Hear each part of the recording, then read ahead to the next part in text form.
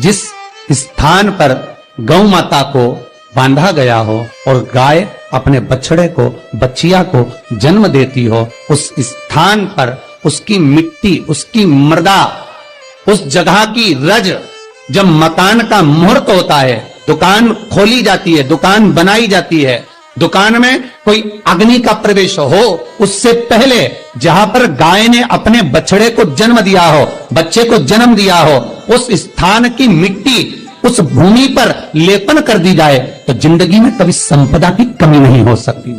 ये दूसरी मृदा स्कंद पुराण वर्णन करती है, धेनु मानस वर्णन करती है। दूसरी गीता प्रेस गोरखपुर का गो अंक वर्णन करता है, जहां पर गौ माता बंदी हो, जहां पर गौ माता नित्य स्मरण करती हो और गाय के बच्चों का जन्म होता हो, और वो भी देसी गाय, देसी बच्चों को जन्म दे, विदेशी नहीं, जर्सी नहीं, हो देसी बछड़ा हो, देसी ही गाय।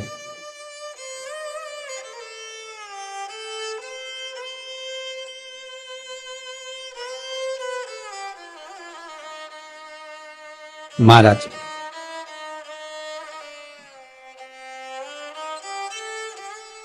जहां पर गौ माता बंधती हो, गाय अपने बछड़े को जन्म देती हो, गाय अपने बच्चिया को जन्म देती हो, उस जगह की मिट्टी बड़ी प्रबल होती है, बड़ी प्रखर। यहां तक शिव महापुराण की कथा कहती है, स्कंद पुराण कहती है, धेनु मानस कहती है, गीता प्रेस गोरखपुर का गो अंक वर्णन करता है। महाराज गौ माता के खुर, गौ माता के चरण जहां पर नित्य प्रति पढ़ते हो, नित्य प्रति पढ़ रहे हो, ताकि आप अपडेटेड रहें हमारे हर एक वीडियो से। चरण पड़ने पर गौ माता के खुर में से गोलोचनी निकलती है। हमारे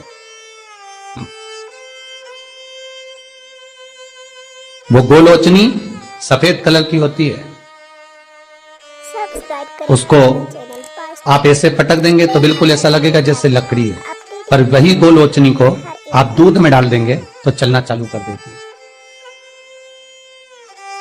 उसको कहते हैं गोलोचनी।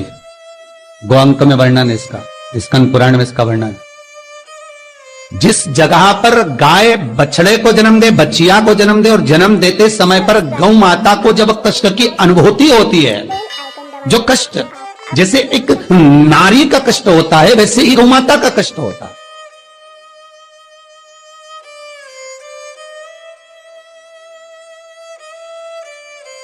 और वो कष्ट के समय पर खुर में से गौलोचनी गौ माता के कष्ट को हरने के लिए प्रकट होती है। उस गौलोचनी का जिह्वा से गौ माता चाटन करती है, चाटती है, और चाटने के बाद जो बछड़ा जन्म देती है, उस बछड़े को अपनी जिह्वा से एक बार चाट लेती है। दुनिया में केवल एक गौ माता का बछड़ा ही ऐसा है कि वो गौलोचनी की जिह्वा से चाटने के बाद बछड़ा तुरंत उठ के खड़ा हो जाता है। दुनिया में एक शेरनी भी अपने बच्चे को जन्म दे, एक चीता भी अपने बच्चे को जन्म दे, भैंस भी अपने बच्चे को जन्म दे, एक कुत्ता भी अपने बच्चे को जन्म दे, दुनिया में कोई अपने बच्चे को जन्म देगा तो बच्चे को उठने में, संभलने में समय लगता है। पर दुनिया में केवल एक गौ माता ऐसी है कि गौ माता अपने बच्चे को जब जन्म देती है, जन्म देने के कुछ देर बाद जब वो गौ लोचनी की जिह्वा से चाट लेती है, बच्चा उठकर खड़ा हो जाता है। दुनिया में केवल एक गौ माता है। गौलोचनी ढूंढो, हम ये नहीं कहते कि तुम गौ माता के पांव में ढूंढना प्रारंभ कर दो, आप तो मत ढूंढो। गौलोचनी जहां गिरी है उस रज का भी बड़ा महत्व है, अर्थात गाय ने जहां बछड़े को जन्म दिया उस भूमि पर गौलोचनी पड़ी है, और वो गौलोचनी हमारे जीवन का सुख का अनुभव करा देती है। वो गौलोचनी हमारे जीवन का आनंद का अनुभव करा देती है। इसलिए शास्त्र कहता है कि नई दुकान बन रही हो, नया मकान बन रहा हो, महाराज नई कोई प्रॉपर्टी आपने खरीदी है और उसमें कोई व्यापार चालू करना चाहते हो, तो पहले गाय जहां पर बछड़ा बच्चिया को जन्म दिया हो, भले पहले दिया हो, पर जमीन तो वही है, रस तो वही है, वहां की मिट्टी का लेपन करने से वो सुख, वो आनंद, वो संपदा बढ़ जाती है।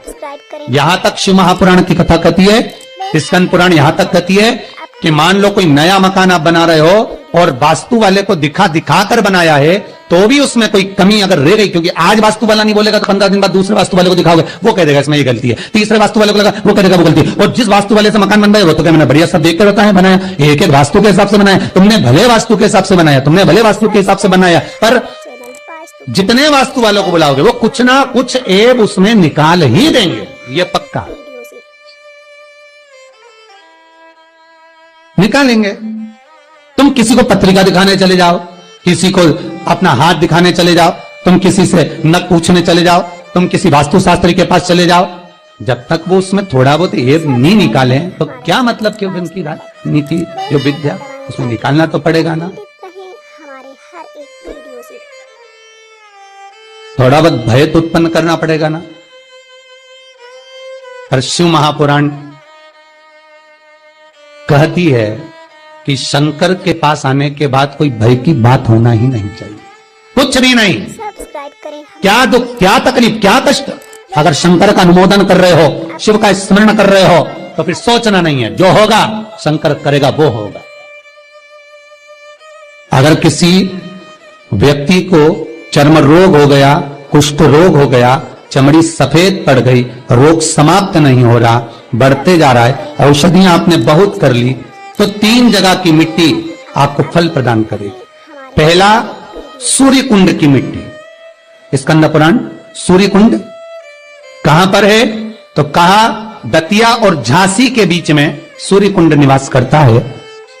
उस सूर्य कुंड की मिट्टी को लाकर जिस व्यक्ति को कुष्ठ रोग हो गया हो, शरीर की चमड़ी सफेद पड़ गई हो, स्कंद पुराण कहती है सूर्य कुंड की मृदा लगा लेने से 5 से 7 दिन में रोग समाप्त होने लगता है महाराज। पर सूर्य को सर्वाधिक प्रियता क्या?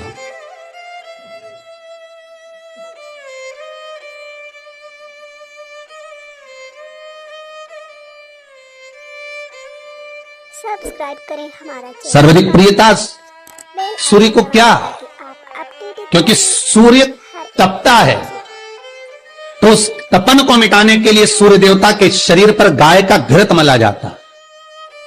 जैसे शनि को तेल लगाया जाता है, सूर्य को घृत मला जाता है। इसलिए सूर्य कुंड का एक नियम है कि सूर्य कुंड पर से अगर मिट्टी लेकर आते हैं, शरीर पर लगाने के बाद जब शरीर का चर्म रोग समाप्त हो जाए, सफेद चमड़ी अपने वापिस रंग में आ जाए, तब आप जितनी कामना कर कर आते हैं उतना घी उस सूर्य कुंड के पास में डालना पड़ता है। 1 किलो, 2 किलो, आधा किलो, 250 ग्राम, 25 ग्राम, 50 ग्राम, जो आपने कामना करी है उतना चढ़ाना, पर वो घी गाय का होना चाहिए। और उस घी का प्रयोग कोई नहीं कर सकता। इसलिए आज भी स्कंद पुराण में तो केवल सूर्य कुंड का वर्णन है, घृत का वर्णन है, पर स्थान आज भी झांसी और दतिया के बीच में जो सूर्य कुंड विराजमान है, आज भी वहां पर कुंड के पास में एक घी का कुआं है जिसमें घी डाला जाता है, पर उस घी का प्रयोग कोई दुनिया का व्यक्ति नहीं कर सकता। जो करता है वो शरीर में फपोले पड़ जाते हैं और बाद में सड़कर मर जाता है। हमारा channel Vastu fact. Bell icon दबाएं ताकि आप अपडेटेड रहें हमारे घृत है, पर गंध नहीं, घृत है। 3 जगह की मृदा जीव को सुख का अनुभव कराती है। पहला सूर्य कुंड। महाराज श्री शिवाय नमस्तुभ्यं, श्री शिवाय नमस्तुभ्यं, श्री शिवाय नमस्तुभ्यं।